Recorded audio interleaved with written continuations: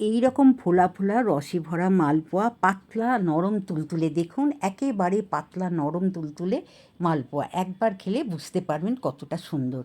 নমস্কার বন্ধুরা, আমি কুমকুম ইন্সপায়ার থেকে বলছি।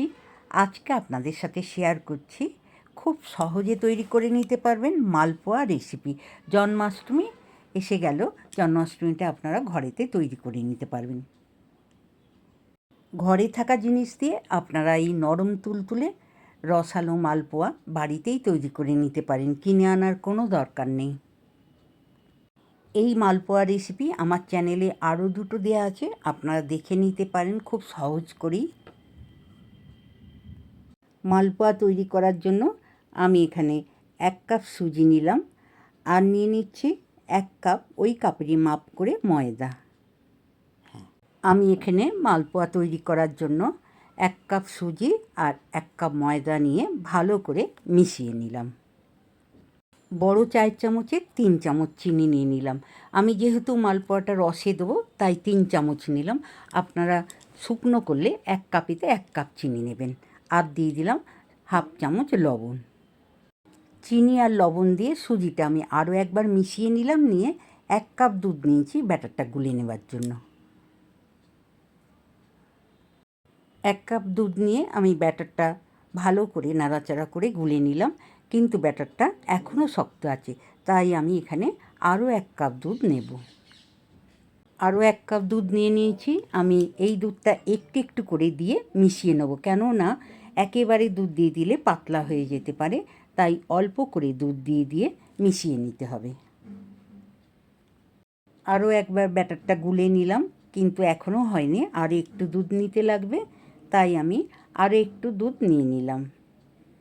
2 কাপ দুধই মোটামুটি লেগে গেছে, একটুখানি আছে, ওটাও আবার পরে লেগে যাবে, তাই আমি ব্যাটারটা আমার গোলা হয়ে গেছে, একটু রেখে দিলাম।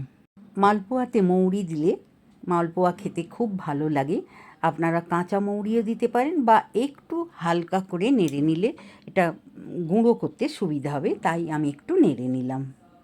মৌরিটা আমার ঠান্ডা হয়ে গেছে, আমি একটা ছোট হামলদিস্তের মধ্যে একটু থেতো করে নিচ্ছি। একদম গুঁড়ো করার দরকার নেই, থেতো থেতো মৌরি মালপোয়া দিয়ে খেতে খুবই ভালো লাগে।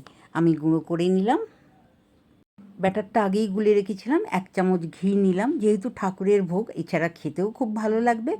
1 চামচ গোলাপ জল নিলাম, গোলাপ জলের গন্ধটাও খুব ভালো লাগে মালপোয়াতে। আর দিয়ে দিলাম মৌরিটা গুঁড়ো করে রেখেছিলাম, সেটাও দিয়ে দিলাম। সব কিছু দিয়ে আমি ভালো করে একবার ব্যাটারটা মিশিয়ে নিলাম।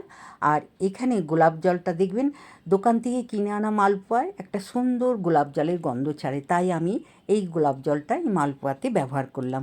আপনারা না দিলেও দিতে পারেন। ব্যাটারটা আমি খুব ভালো করে গুলে নিয়েছি। এখন ঢাকা দিয়ে 1 ঘন্টা আমি রেখে দেবো। আপনারা 20 থেকে আধ ঘন্টা রেখে দিতে পারেন।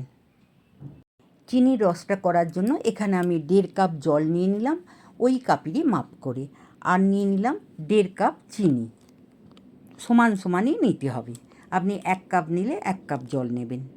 গ্যাসটা আমি একটু জোর করে চিনিটা আমি ভালো করে গলিয়ে নিলাম। এর মধ্যে দিয়ে দিলাম 4-5টা এলাচের, ছোটো এলাচের দানা গুঁড়ো করে রেখেছিলাম, সেটা দিয়ে দিলাম। আপনারা কেনা গুঁড়োও দিতে পারেন। রসটা নাড়তে নাড়তে অনেকটাই ঘন হয়ে এসছে। এখন আমি একটু ঠান্ডা করে দেখে নেব, হাত দিয়ে দেখে নিচ্ছি যে চটচটে টাইপের হয়েছে কিনা। দেখুন এরকম চটচটে হবে, তাহলে আপনারা গ্যাসটা বন্ধ করে রেখে দেবেন। আমি এখন গ্যাসটা বন্ধ করে দিলাম। একটু আগে থেকে ব্যাটারটা গুলে রাখলে 1 ঘন্টা নিমেষেই হয়ে গেছে আমার। দেখুন আমি সব গুলে রেখেই দিয়েছিলাম, খুব সুন্দর ফুলে উঠেছে। আর সুজিতে তো একটু দুধ বা জল যাই দেবেন সেটা বেশি লাগে। এখন আরেকটু আমাকে দুধ দিতে হবে, তাই আমি একটু দুধ রেখেই দিয়েছিলাম, সেটা মিশিয়ে দিলাম। আর একটু দুধ দিয়ে আমি ব্যাটারটাকে আরও ভালো করে গুলে নিলাম। আমি তো দুধ রেখেই দিয়েছিলাম, 2 কাপের একটু ছিল, সেটা মিশিয়ে দিলাম। দেখুন ব্যাটারটা ঠিক এই রকম হবে, পাতলাও হবে না আর খুব ঘনও হবে না, ঠিক এই রকমভাবে তৈরি করে নেবেন। কড়াইটা গরম হয়ে গেছে, গরম কড়াইতে আমি মালপোয়ার তেল, এখানে 250 তেল আমি নিয়ে নিলাম। 250 তেল নিয়ে রিফাইন অয়েল আমি নিয়ে নিলাম। আমি সামান্য একটু ব্যাটারগুলা তেলের মধ্যে দিয়ে দিলাম। তেলটা খুব গরম হয়ে গেছে কিনা দেখে নিলাম। দেখুন তেলটা যদি গরম হয় আপনা থেকে ওটা ফুলে নিচে থেকে ওপরে উঠে যাবে। গরম তেলে আমি একটা মালপোয়া ছেড়ে দিলাম। দেখুন কত সুন্দর ফুটে উঠেছে। সঙ্গে সঙ্গে তেল থেকে উল্টে দিবেন না, এই রকম আপনা থেকেই ফুলে যাবে। তারপর আপনারা তেলটা ওপর দিকে এইভাবে দিয়ে দিন। দেখুন টোপরের মতন একদম পুরো লুচি ফুলে গেছে। আমি একটু এপিট ওপিট করে ভেজে নিলাম। দেখুন একদম লুচি, দেখলেন তো কত সহজে লুচির মতন একদম ফুলে গেল। আমি রসের মধ্যে এটাকে দিয়ে দিলাম। গরম গরম রসেতে দিয়ে দিতে হবে, রসটাও যেন গরম থাকে। আমি আরও একটা এইভাবে দেখিয়ে দিলাম, আর এইগুলোকে আমি এই রসের মধ্যে দিয়ে দিচ্ছি গরম গরম। তাহলে এরকম ব্যাটারগুলা হলে টপাটপ ফুলে যাবে, পুরো একদম লুচির মতন। আর এটা খেতে এতটাই নরম তুলতুলে হবে, আপনাদেরকে কেটে যখন দেখাবো বুঝতে পারবেন। মালপোয়া যদি সত্যিকারই ফোলে ভালো করে, তাহলে বেশি সময় লাগবে না, টপাটপ হয়ে যাবে। দেখতেই পেলেন আমার এইভাবে আমি মালপোয়াগুলো সবকটাই ভেজে রসের মধ্যে দিয়ে দেবো। মালপোয়াগুলো রসের মধ্যে দিয়ে একবার উল্টে পাল্টে দু একবার নেবেন আর 5 মিনিট রাখবেন, তারপরে আপনি পরিবেশন করুন।